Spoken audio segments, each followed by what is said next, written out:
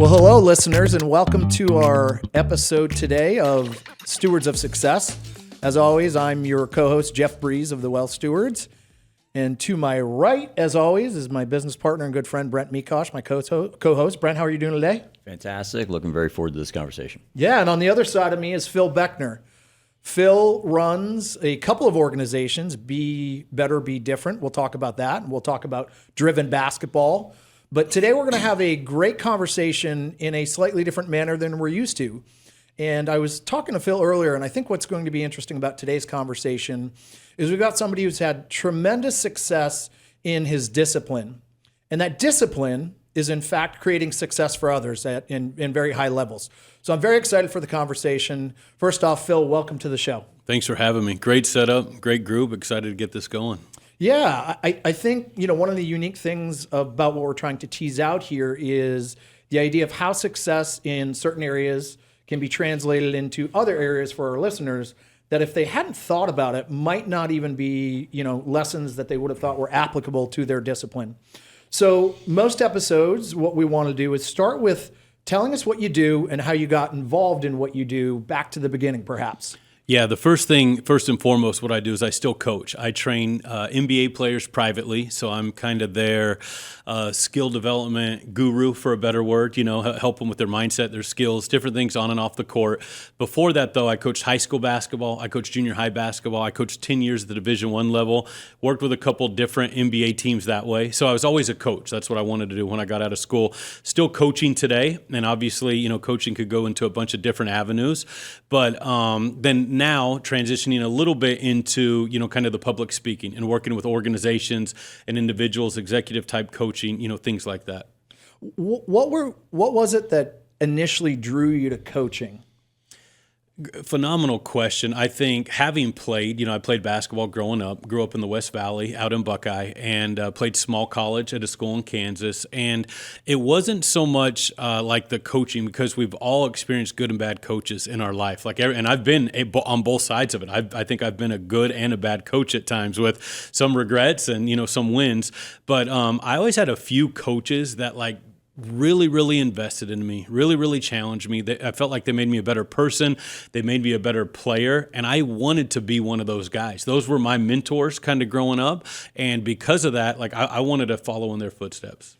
So an interesting point, I guess one of the things to dive into right away, how did you decipher and how do you look back on when you were a good coach and when you were a bad coach? How do you know? Is it outcome based? Is it your behavior based? What are your metrics for? It's really as you grow up and you mature, like all of us, or some people who've and I don't have kids, but people who raise their kids, they know when they've been a good and bad parent.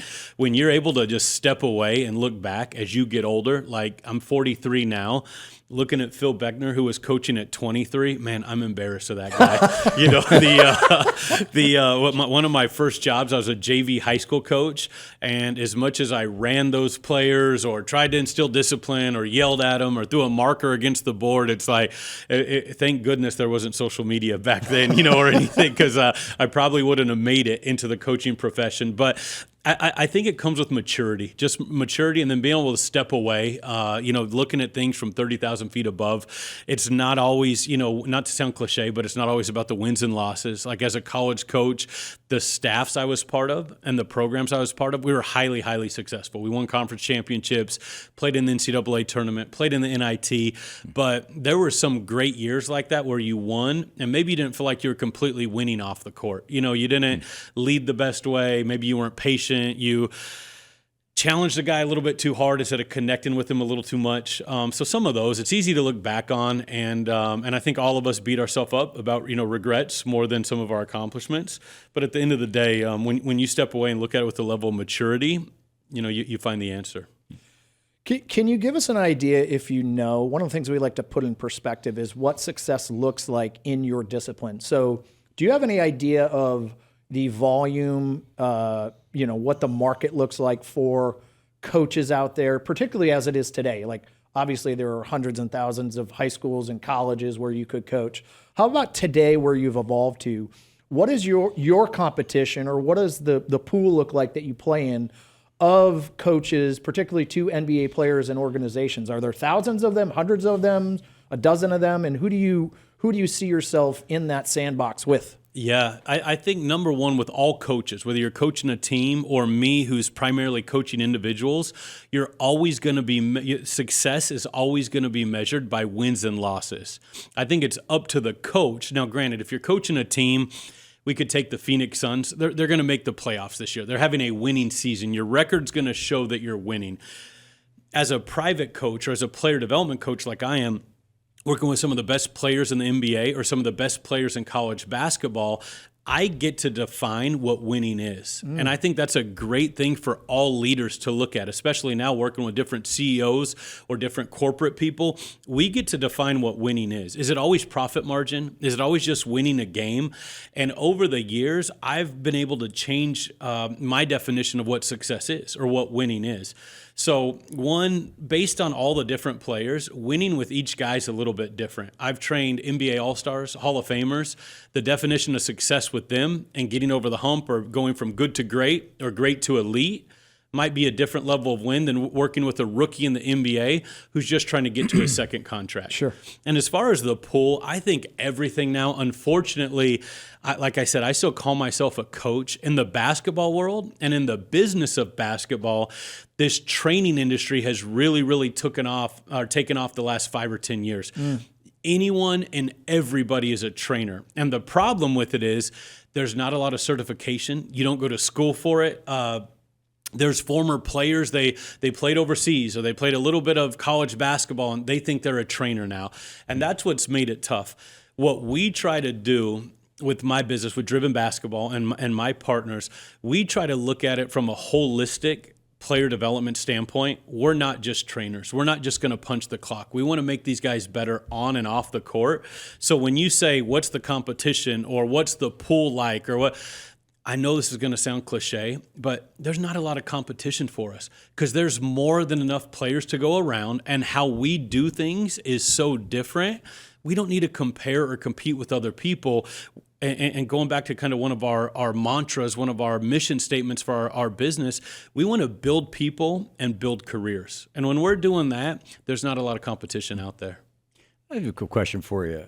When you talk about when you're working one-on-one with somebody, how much of your time is spent refining a physical skill versus working with their mindset? Because I would imagine by the time you get them, they know how to play ball. Yeah.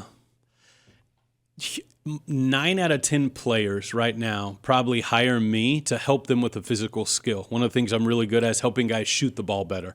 Guys like Damian Lillard, who I've coached forever, or a guy like Anthony Simons, Boston Celtic, now Chicago Bull. They could really shoot the ball. They show up to get better at a skill, but to get their mentality right and their confidence right is so vital. I pour as much into them as a person as I do a player, and I really think like if we can't get their mentality right, and maybe it's their work ethic, their discipline, their confidence level, if we can't get that stuff right, it's going to take forever to improve upon that skill anyway.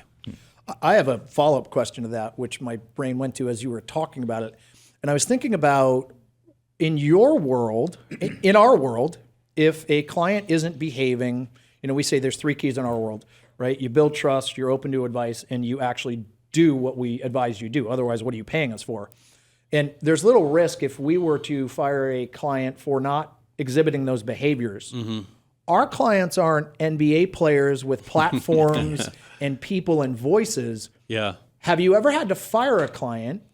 And if so, what does that look like? Is there a good way and a bad way? Like, how do you approach that? Yeah. Or do you just collect paychecks with bad people? This forever? is awesome. And this is why I was so excited to do this with you guys, because there's so much crossover between coaching and leadership, coaching and CEOs, that like we've been to success. But I'm going to have to send this podcast to a guy I've worked with for a long time, Yusuf Nurkic. He played for the Trailblazers, the Suns a little bit. He's with the Jazz.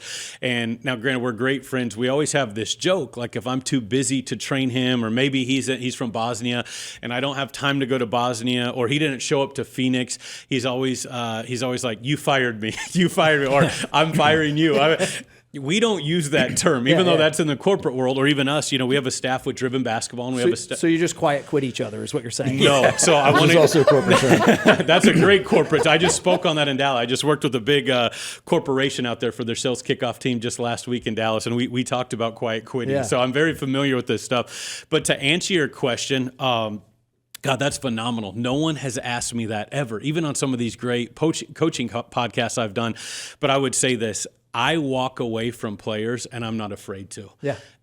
Because a couple reasons. One, I look at them, and I just said, hey, I'm not going to allow you to cheat yourself.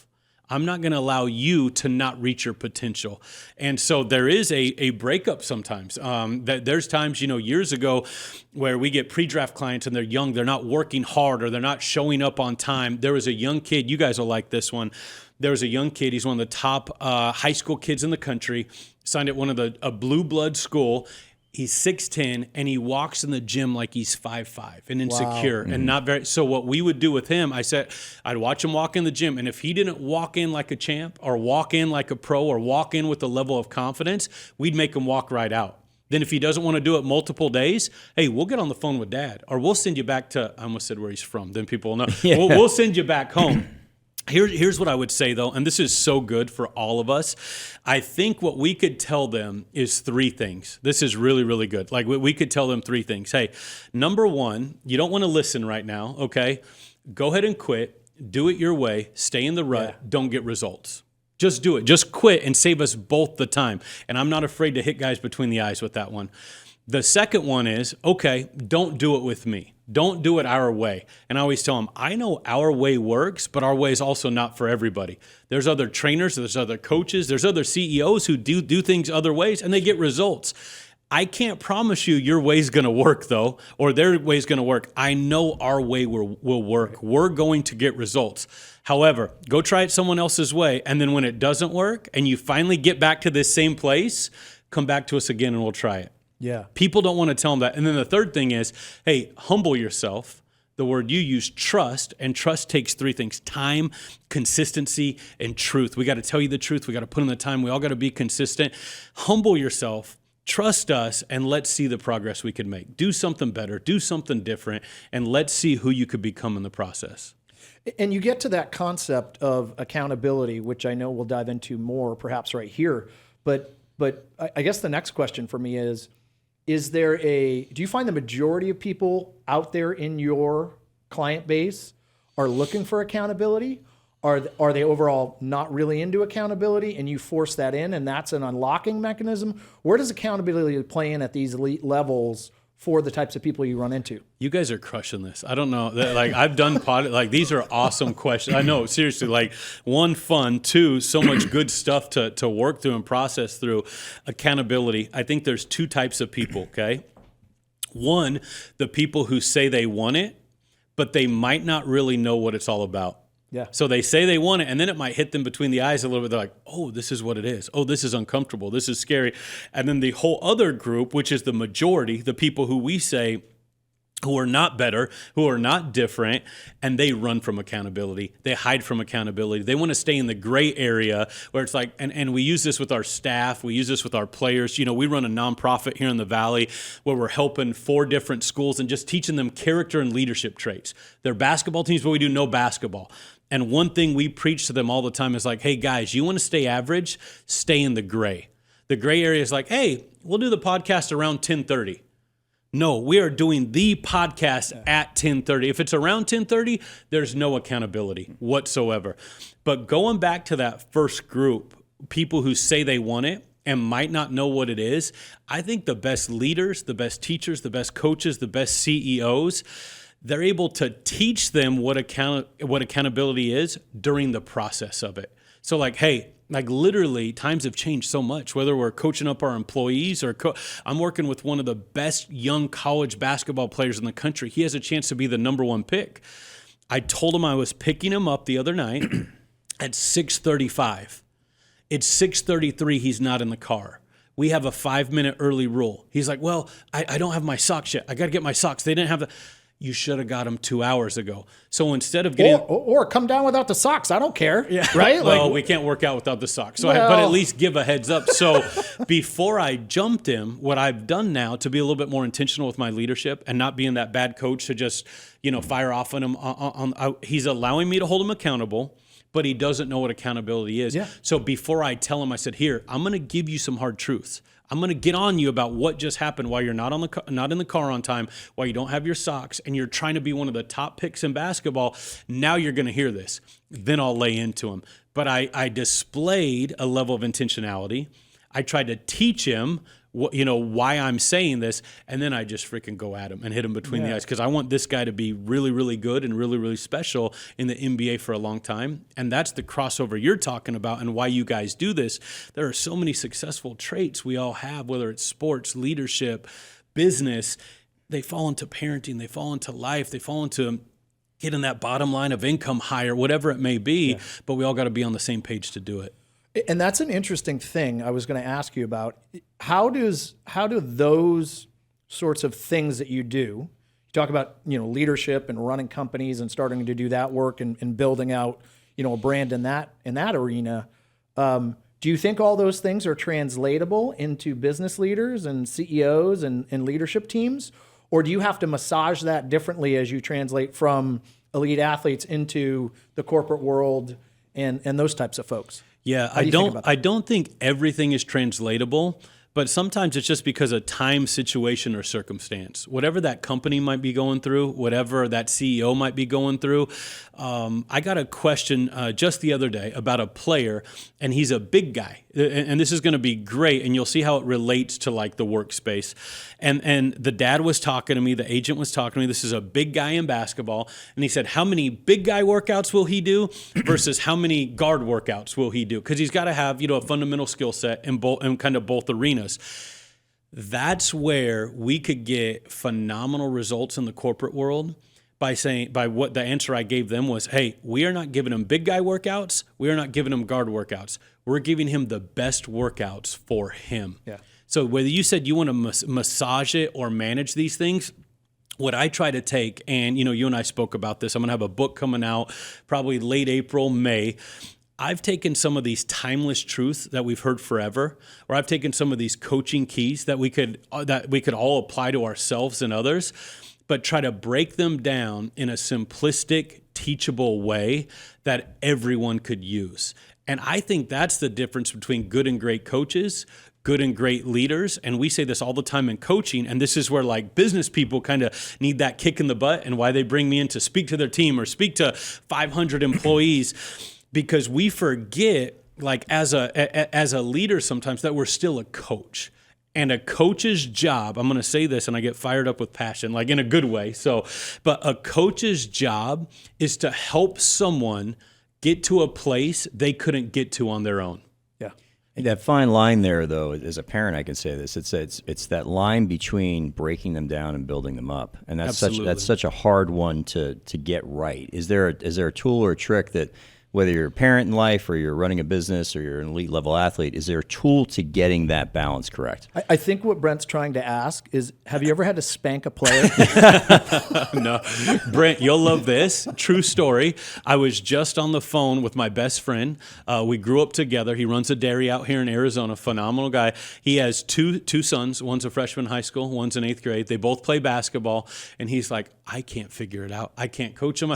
Parents, like, you guys have the hardest job. And you don't need to coach them sometimes, but you ask for a strategy, right? Or that kind of secret sauce to maybe hold them accountable, get them better, kind of that meat in the... Or in business or in any relationship. Absolutely. Yeah. Gosh, I'm embarrassed to answer this because I know the answer, but I can't get it right very often. And it goes back to what you were saying at the beginning of this podcast, is the intentionality to do it is so important. A great coach I learned from, he mentored me, Kevin Eastman. Actually, he was with the Boston Celtics when they won an NBA championship. Yep. He used to talk about Ray Allen and his preparation. Ray Allen, one of the best shooters ever. And Ray Allen would always go to the arena, 3 hours before, do the same routine. And they had this phrase, be there before you get there. So Ray Allen would do all the work before that big moment. So how many times as a parent, or a leader or a coach, have I already been there and prepared and know what I'm going to say or how I'm going to say it or how I'm going to react before that moment occurs? And that's what I was able to do with that player just the other day. I didn't have to fly off the handle. I didn't have to get too mad because I've already decided, hey, he's 19 years old. When he's late, how am I going to handle it? Okay, when he's late the next time, how am I? If we could be there before we get there, we're going to be so much better. The problem is it takes time, it takes energy, and it takes preparation. And a lot of us who are running companies, like I'm running 2 companies and a nonprofit, we don't have time. Yeah. We don't have all the preparation in the world. And coming back to that trust too, I think once you build that trust up and whoever's receiving your advice or your coaching recognize that you do care about them, you love them, you want the best for them, you want them to succeed, that opens the door to a two-way street between getting that balance right. Let me throw this out there because we just had a staff meeting yesterday, and I brought in a kind of a guest speaker, guest consultant with all of our coaches, and we met on business stuff.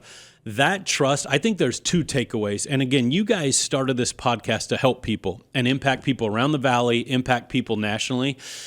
2 things we're trying to grow in. 1, relationship marketing, like not marketing brand, but like a text here or there, a dinner here or there, like marketing your relationship, like putting like the time we would put into marketing our business, we want to put marketing in our relationships. And then the second part, what we talk about, and this is why you just hit it on the head with that trust when it comes, because if we just get upset with them and that trust isn't there, they're not going to listen or they're going to turn and run the other way.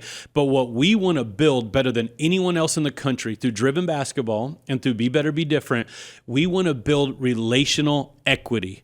So when it is time to pull from it, like, hey, we got to pull something from that, we're not break even now. Yeah, we put so much in that, whether it's dinners, time, here's a book, take them to church, whatever it may be. Now, when it is time to withdraw a little bit, we have that equity and it could keep the relationship in part. So it's funny you mentioned that. Brent knows this. I was in Alabama on Monday visiting with a client, and she didn't ask me to go, but her husband died in November. And I walked into her house and she said, "I can't believe you're here." And I said, "I can't believe you can't believe I'm here." Yeah. You know, this is what the business is. And those deposits that you make give you the ability to withdraw from with compassion, which sounds like a string that I'm hearing is the ability to correct compassionately with trust built in. Sounds like a hallmark of what you've built in all the places you've been. Is that a fair assessment? Yes, but I'd also say no, because if some of my past players or people or employees, I've failed at it just as much too. Yeah. But we've tried, I would say at least, and that would be the goal. But as you know, and if we're going to be vulnerable and honest as leaders and we're going to preach that, we got to live it. Sometimes we've wanted that, but we haven't always met the mark or, reached the standard. Yeah. How have you evolved from those? Like if you could think about, the past players or organizations that you've been a part of that didn't go as well as you wanted, where do you have time and space that you say, okay, let me critique myself? Do you go back to a mentor and say, here's the situation? How do you use those failures, if you will, which I don't know as Brent or I, or maybe you ever believe really are their lessons? Yeah. How do you amplify your future ability from those lessons and failures, if you will? Yeah, I'll say the first thing. I have a great mentor and a great guy who coaches me. And I think a lot of executives or leaders, we all need someone coaching us. We can't do this stuff on our own. And he challenged me with one thing a long time ago before I'd react or before I'd look at some of this stuff or even looking back on it as if it was a failure. He would say, just ask yourself, is this a win or lose proposition? Like, if I don't do this or if I don't address this, do we lose the game? Or if I don't address this or if I don't get this right, do I have to fire the employee? And having just the patience, the poise, and here's another word though, empathy, to understand like what they're feeling or what they're going through. And I know a lot of people have heard this, and it's so dang humbling. And again, I'm just kind of preaching what I'm trying to live right now, even though I'm not perfect at it. What's it like to be coached by Phil Beckner? We never think of that. Like, what's it like to be on the other side of you or that boss? Like, what's it like to work for you? We don't see that all the time. We don't think that all the time. So if we could ask ourselves, is this a win or lose proposition? And what is it like to be coached by me or to be led by me? We're going to look back on those failures, lessons or whatever, and have so much clarity to impact people or to do better in the future. You mentioned the book earlier. I want to go back to that. We have a book that we're working on. You know, people write books all the time. One of the hardest things you'll ever, if you care, one of the hardest things you'll ever do. It's still driving me nuts. It's done. There's more steps. I owe the sorry to interrupt. I owe the publishing company a million apologies. Is it not like, oh man. Brent's driving that bus and somehow he's brutal. managed. Yeah, it's been Brutal. It's been a year of. We should go have dinner and like have a sympathy party for each other. Mine's going on 2 years. That's why I say hopefully, sorry to interrupt, but it's hard. Yeah. This is the second. The first one took me over 10 years. Oh my good! Don't So, tell me that but- right now. Come on, I didn't come. But the second one's I'm a year. almost done. Second one's a year. Yeah. So. There Yeah, we see, go. he learned from the first one. We're down to a year-ish. There we you go. know. So we'll be writing a book Sorry, a month yeah. in 5 years. Yeah. What made you, again, you're busy enough, right? You've got Yeah. life to live, people Yeah. to spend time with. Where did the book come in and what were you hoping by the book? Never mind the process of the book itself when it's done, Yeah. to impact people with. I didn't want to write it. And this is where, again, I think you got to be, in order to build trust or in order to be a good leader, you got to be vulnerable. You got to be honest. I've always felt inadequate at times. I've always felt like, man, I'm not perfect. I can't do something like that. But as the speaking stuff really picked up for me, and it was a great way to impact people, you know, whether I'm speaking to a company, Division I team, one of the biggest school districts in Texas, I'd get done and people were like, hey, do you have a book? Do you have a book? Do you have a book? And my mentor, he's wrote a couple books, and he said a couple things that always stood out to me. He said, one, if you have a faith, right, which, you know, I believe, and a lot of people believe or have some type of faith, he said, it's a way to preach to them, to help them when you're not around.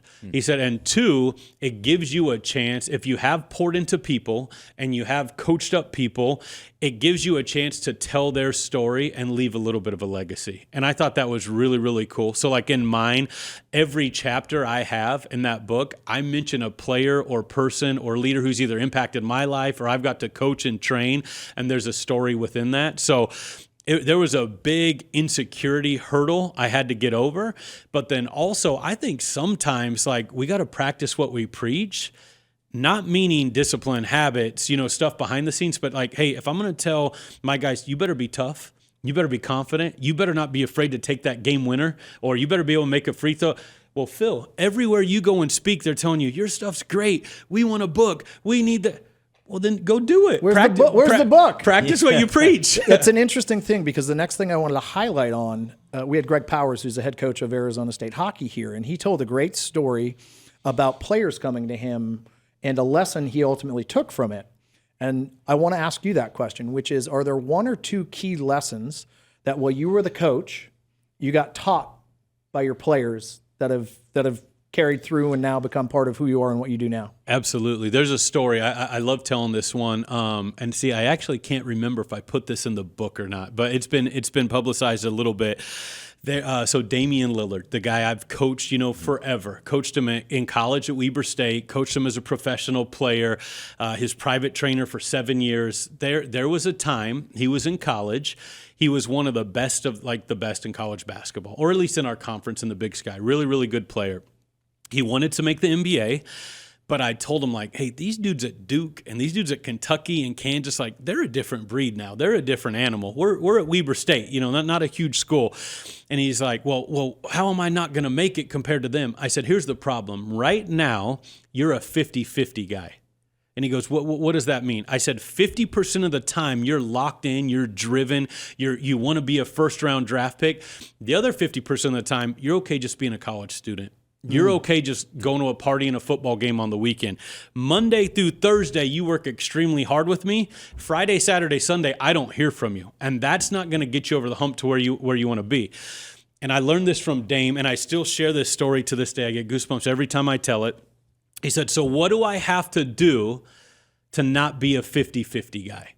So a little bit of the story here is he was 19, 20 years old, but he was mature enough to ask for the answer. Yeah, exactly. Instead of just taking criticism, saying, screw you, coach, I'll do it, he was like, okay, what is it then? And I said, you got to work out Monday through Saturday. Do the team's workouts, do the extra workouts with me. You can't take half the week off. He decided, he goes, I'm gonna do extra work the entire month, every single day. I said, you don't have to do that. Like rest on Sunday. He goes, no, every day. I'm going to prove to you I'm not a 50-50 guy. See, I'm getting goosebumps right now. Yeah. Here's how the story ends, though. It's so he asked the question, then I'll tell you the second part that's so powerful. So Sunday, the first Sunday pops up of that month. He had worked hard all week, and he said, Phil, will you go shoot with me? I want you to go, and so we're going to go to 12,000 seat arena, D Event Center, Weber State, and I wanted to test him to see if he really wanted this. And I said, no, I'm not going to shoot with you. I'm not getting my butt out of bed early. I'm going to go to church. I'm going to go get a nice Sunday meal. You got to go shoot on your own. He goes, okay, open the gym for me. I said, what time? He goes, 8 a.m. So you know I'm not out at a party. I said, okay. So I go in there, I open the gym for him. And there's a shooting machine, most basketball people, it's called the gun. You shoot and it rebounds for you. So, of course, I'm a little psychotic as a coach. I want to see if he's really going to shoot. So I watch him. He puts his headphones on. He starts shooting. Wait, where are you watching from? Like behind the bleachers or up above? 12,000 seat arena, halfway up behind. Does he know you're there or not? Does not know. No idea. His back's to me, headphones on. He's shooting. So I text him, and I said, how many? As in, how many did you make? And he texted me, he said 300 shots, which that's a very good number of makes. Like, I'm going to work out a Suns player tonight. We'll make 300 shots. It'll take us an hour, maybe a little more. It's a very good amount. Well, let's see if he sticks with this. Because remember, he was willing to ask what he had to do to not be a 50-50 guy. The next Sunday, same thing. Phil, work me out. I'll open it for you. What time? 8 a.m. Shows up. Text him how many? 375.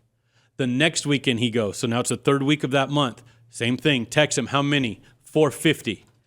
The fourth weekend, it hits. And like, it's so unbelievable. He's shooting.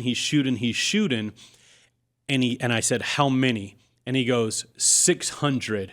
My shoulder hurts. And the lesson was like, you got to ask to do this stuff.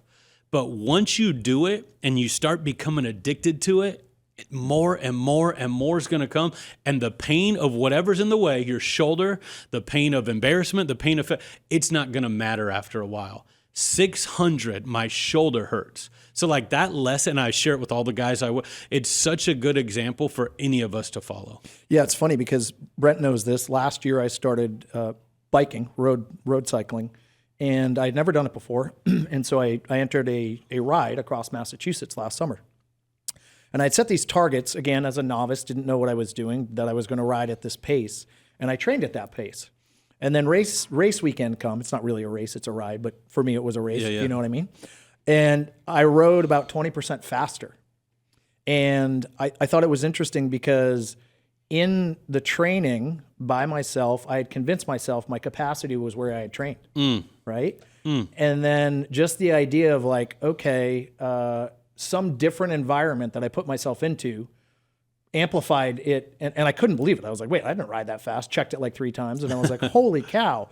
And so I think it's interesting. And one of the lessons I took from it is you can get a lot better at something, whether you're already good at it or if you've never tried it, just by a concentrated amount of time. Yes. Super focused on it. Oh my And I was goodness. shocked at 47 at the time, like, how did I do that? And it was a very focused period of time that allowed me to do it. So, I'm not going to win any races anytime soon, but even applicable to a regular schmo like me, You get better. Absolutely. Yeah. Thought that was interesting. Let's talk a little bit more about your work with performance at organizational levels and how do you work, in your professional NBA player thing, you're working largely one-on-one with a player. Yeah. In organizations, are you coaching CEOs? Are you working throughout organizations at different levels with broader groups of people? Yeah. If so, how do you translate? Yeah, I think it's kind of broken down the same way into what we're doing with players a little bit, or like with teams, because I'll come in and maybe just give like a keynote speech, work with the entire group, the entire business, or we'll break it down and do more of a workshop based, like the last thing in Dallas was mostly just their sales team and their leadership team. So it's more workshop versus, just keynote. And then the third thing is, for a lot of high performers, it's that one-on-one. How does that individual go from good to great or great to elite in the position that they're in? And just like anything else, I think you have to really, really, really look at the desired outcomes of either who they're trying to become, where they're trying to get to, or what they're trying to accomplish. And in my opinion, and same thing, going back to the book stuff, and you'll probably love this because I was talking with different publishers, and I remember talking to the one I signed with, and I said, okay, nowadays it seems like anybody and everybody could write a book, but I want, mine to be legit, or someone who cares about publishing it and writing it. And I said this, and I don't mean to offend anybody in listening to this podcast or whatever, but I said there's 9 million life coaches now. Like, you could go on an online certification, be a life coach, write a book, and you really haven't done much. Yeah. What is it? So she goes, Phil, 2 things. 1, I'm going to talk to 10 people today. I might say yes to 1 or 2 to do their book. And I'm telling you yes, just so you know. I'm like, oh, wow. She goes, second of all, there's a whole lot of life coaches that talk to us. I don't want their life. Why would I hire them? So same thing in the corporate world. Who do you want working with your team? Or who do you want speaking to your organization? Or who do you want working with you one-on-one? It should be someone who's aligned with your values, or someone who's aligned with who you're trying to become or where you're trying to get to, because there's so much cookie cutter fluff. Hey, we're going to grab a book on leadership. We're going to read it. We're going to go. And you don't get any results. Yeah. And again, that's why the name of this podcast is so great, Stewards of Success. Like, if you want to be successful, you damn sure better be ready to get some results. Because if you're not getting results, and like we said, we could define wins. If you're not getting results, you're not going to be successful. Yeah, yeah.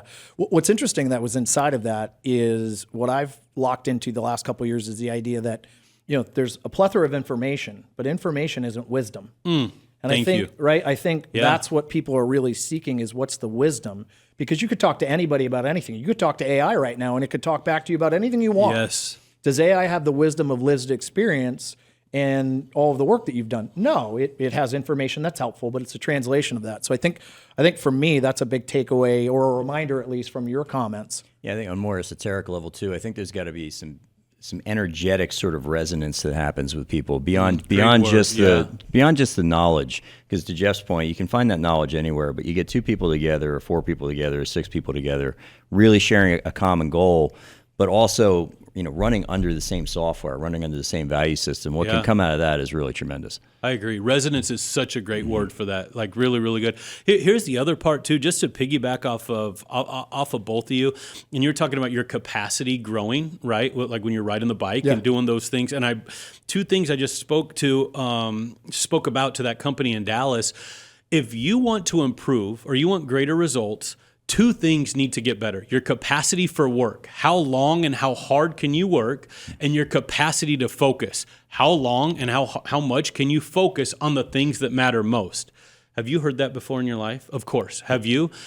And you keep using this word discipline. And when we connected before, discipline, we don't always need new information. We need the discipline, resonance, energy, connection to act on the information we already have. Yeah. That's half the battle sometimes. So I love that you made that point. Yeah, I think that's a great sort of encapsulation of sort of where all this information leads to. Sort of tangential question, but back to Phil and getting to know Phil. Where are you? Just right to it, right? straight to a tangent. Here we go. Where are you in 5 years? What are you doing? I've never been good at answering that question. And I'm not one of these guys, be where your feet are, live in the moment. I struggle with one thing I'm working. I listened to some great stuff from Craig Rochelle about it this morning. I struggle with anxiety as much as anybody, like in a serious level. Yeah. And anxiety is, fear of the future and not knowing what's going to happen. One phrase that I've really just been trying to live by, or a mantra, great leadership one, and it goes back to how you were talking about being successful as a coach. Great speaker, become a great friend of mine now, Stephen Mackey. He was at a conference with me. He runs a great character development program in Texas for in leadership for coaches and athletes. And he just said this phrase. He said, "You will never lose when you help someone else win." Mm-hmm. And our nonprofit here in the Valley too, we're trying to help those kids win. We're trying to help them learn how to help others win. Like, if we could do that, so in 5 years from now, and people on this podcast are like, this guy's a fake. He just says cliches. So honestly, I don't know. I know I'm going to live in Phoenix because of the weather here. Like today, I love it. I ain't moving, but I hope in 5 years, I'm just helping a whole bunch of people win. If I'm doing that, I'm going to be pretty successful. Can you name for us the nonprofit? so people can look at it? So Be Better, Be Different is my high performance mindset coaching speaking company. It's somewhat similar to that. So Be Better, Be Different, but it's the Be Better, Be Different Legacy Foundation. We're trying to build a legacy out here in the Valley. Yeah. What a great pivot to what I call the rapid fire round. There we go. I love it. Because one of the questions is, what do you want your legacy to be? By the way, we're in the rapid fire round now, just so you know officially. Man, I don't know what I want my legacy. I'm so bad at answering those questions. I will say this: just hey, have fun on a podcast, right? Too. There's a guy, Dylan Scott, country singer. I listen to all genres of music, but he has and my best friend. We grew up listening to country music. I'm a huge Garth Brooks fan. He has a song out, and any of you, like you guys, got to go listen to it today. I'll text you after this. Anyone on the podcast, but the song is called "What I'd Want Mine to Say." And it's about what they're putting on your gravestone. And it's like, I'm a damn good buddy, sure love my wife, my truck stayed muddy till the day that I died, I'm a straight shooting son of a... Hopefully some stuff like that, but I don't know what the legacy is going to be. Hopefully that I help people win, and not just on the court, but off the court, not just in the business office, but, at home as well. What are you most proud of? You got me with that one. Probably being in Phoenix. Not going to go too deep, but just everything. Probably me and my mom have overcome. My family's overcome. It's been some tough stuff. Thanks, jerk. Didn't expect that one today.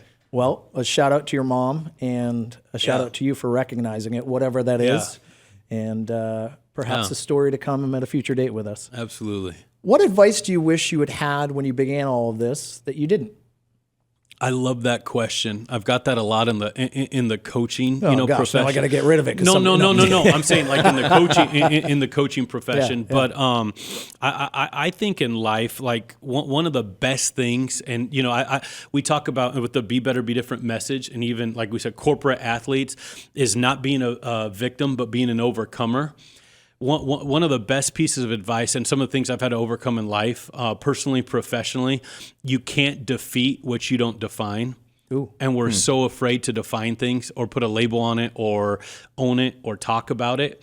And we could defeat things if we define them. Yeah, that's great. Favorite quote?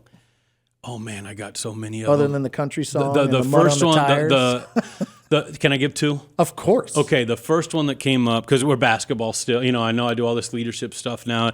The first basketball one, and it's Michael Jordan. I know you're a Celtics fan, sorry, but like I grew up loving Jordan. Simple quote. But you were talking about it, you've alluded to it today. If you put in the work, the results will come. You got to put in the work. Michael Jordan, if you put in the work, the results will come.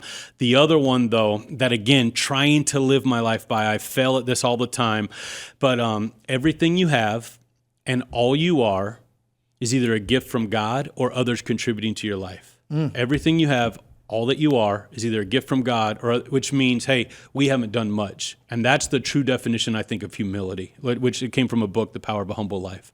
I love that. I have more rapid fire questions, but I don't want to ask them because I'd like to leave with that as a stamp on the back end of our conversation. Brent, any thoughts, comments? Yeah, I think that when I look at my own life and examine it, when I'm at my worst, it's when I'm looking outside of myself for whatever the problem is and not owning that. When I'm at my best, it's recognizing where I've been inadequate or been not the best that I can be, and then start to search for solutions and people that can help me, close that gap. And I think there's a ton of wisdom here in terms of what you shared with us today. The 50-50 player, that one really hit. Yeah. That hit in a lot of ways because I remember when I was much younger, I had a coach tell me I was an 8-cylinder engine running on 4 cylinders. Oh, wow. And that's good. And I've never forgotten that. Yeah. And there's times in my life today, and we're talking Little League Baseball now, today where that hits me, where if I don't feel like I'm performing at my absolute best, that pops into my brain.